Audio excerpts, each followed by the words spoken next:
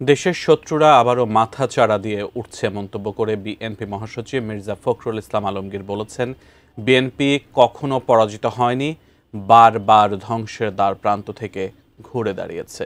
আর দলটির স্থায়ী কমিটির সদস্য গয়েশ্বর চন্দ্র রায় অন্তর্বর্তী সরকারকে হুঁশিয়ারি দিয়ে বলেছেন, বিএনপি মাঠে নামলে তাদের ক্ষমতায় টিকে থাকা কঠিন হবে।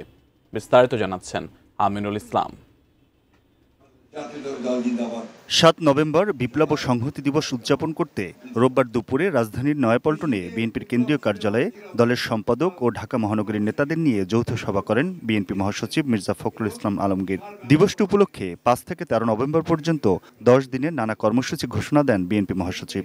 এই ৭ই নভেম্বরের ৫০ বর্ষ পূর্তি হতে চলেছে, অর্থাৎ আমাদের জাতীয় জীবনের অত্যন্ত গুরুত্বপূর্ণ এই দিনে যে ঐতিহাসিক পরিবর্তন ঘটতে হয়েছিল, জনগণ এবং সৈনিকদের মধ্যে যে অভূতপূর্ব একটি ঐক্য সূচিত হয়েছিল।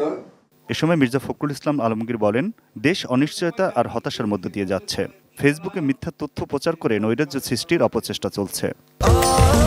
স্বাস্থ্যকর অল টাইম ফ্যামিলি কেক, সব সময় অল টাইম হেলদি লাইফ। আমরা দেখছি যে বাংলাদেশের শত্রুরা তারা আবার মাথা চালা দিয়ে উঠতে শুরু করেছে, মাথা তুলে উঠতে শুরু করেছে।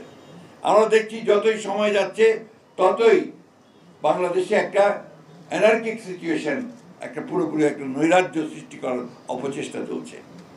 দুর্ভাগ্যক্রমে আমরা দেখছি যে সমস্ত সোশ্যাল মিডিয়াতেও সেই প্রোপাগান্ডা।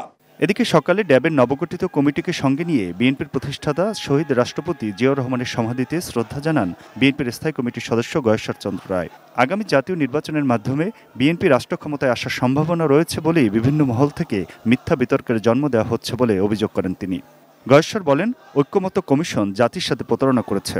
আমরা যথেষ্ট সুষ্ঠু অবাধ নির্বাচন চাই, তাই হয়তো যেভাবে প্রতিবাদ করার কথা আমাদের পক্ষ থেকে আমরা সেভাবে প্রতিবাদ করছি। Aminul Islam, ATN news, Dhaka.